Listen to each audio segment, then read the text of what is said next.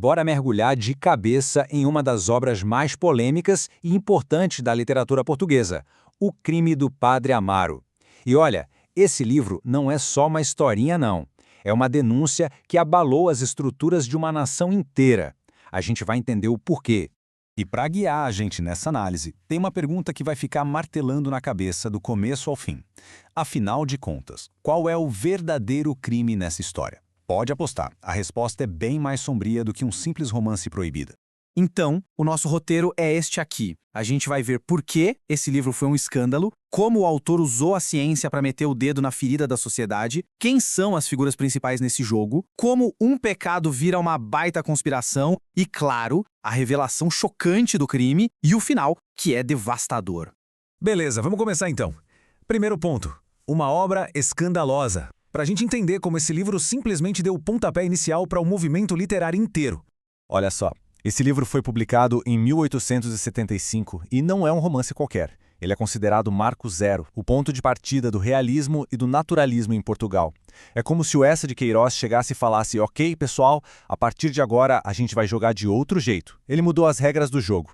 E o que tornou ele tão bombástico foi a crítica pesadíssima, sem dó mesmo, que ele fez à igreja e àquela burguesia de cidade pequena. A gente tem que pensar que isso aconteceu numa sociedade super conservadora. Então chegar e apontar o dedo para o clero, nossa, isso era um ato de muita coragem. Uma provocação na cara dura. Certo, vamos avançar para o nosso segundo ponto. Uma cidade sob o microscópio. É aqui que a gente entende a ciência que o Eça usou para construir a crítica social dele. A palavra-chave aqui é naturalismo. Pensa assim, é como se o livro fosse um laboratório. O Eça trata o comportamento humano como um experimento científico mesmo. Ele analisa a corrupção moral da sociedade como se fosse uma doença que precisa ser diagnosticada. E a ferramenta principal nesse laboratório é o determinismo. O que é isso? É a ideia de que as pessoas são um produto do meio em que vivem, da sua criação, do momento histórico. Ou seja, o livre-arbítrio delas é bem limitado pelas circunstâncias. E aqui está a grande sacada do Eça, que é simplesmente genial. Ele transforma a cidade de Leiria num aquário. É isso mesmo, um aquário. Um ambiente fechado, controlado, onde todas as doenças morais da sociedade portuguesa podem ser observadas em detalhes, ali, agindo em tempo real. Ok, terceira parte, o padre e a devota. Bora conhecer quem são os personagens que dão vida a essa sociedade que a gente está vendo que está doente. Então, quem são as peças desse tabuleiro? Primeiro, o padre Amaro. Ele é o símbolo do clero corrupto, o cara que tá ali sem vocação nenhuma. Depois vem a Amélia, a personificação da vítima de uma educação religiosa opressora. Aí tem o Cônego Dias, que é o puro cinismo. E para dar um contraponto, o Abade Ferrão, que é tipo um raro ponto de compaixão no meio disso tudo. E lembra do determinismo que a gente falou? Aqui a gente vê ele em ação perfeitamente. O Amaro não vira padre porque quer, não. Ele foi empurrado para isso.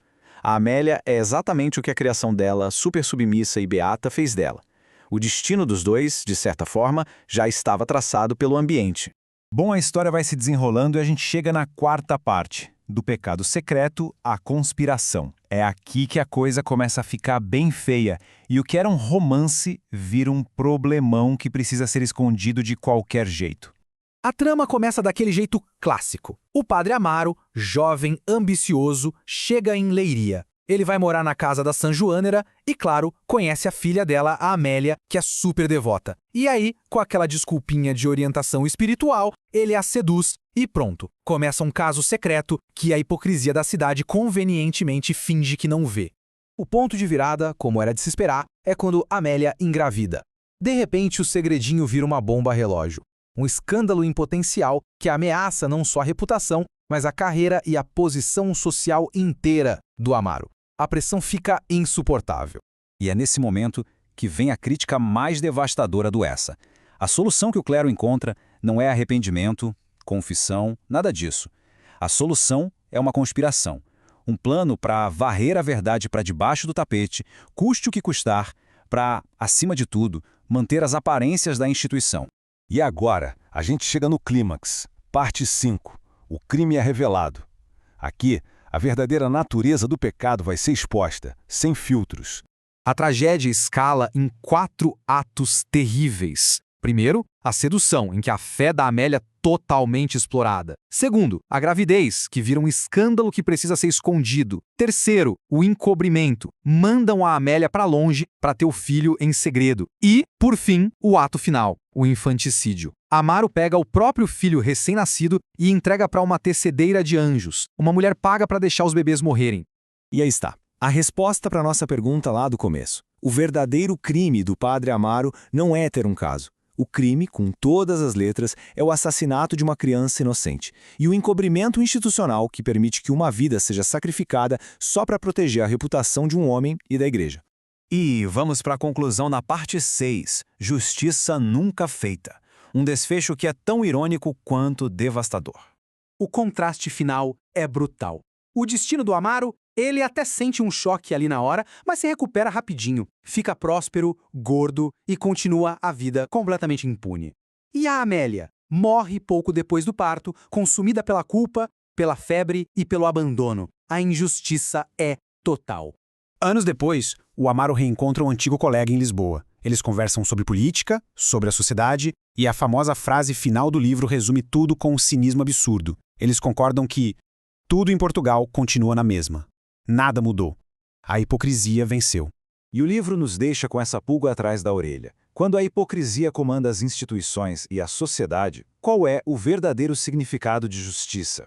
É uma pergunta que o Eça de Queiroz fez há mais de um século e que continua ecoando, e muito, até hoje.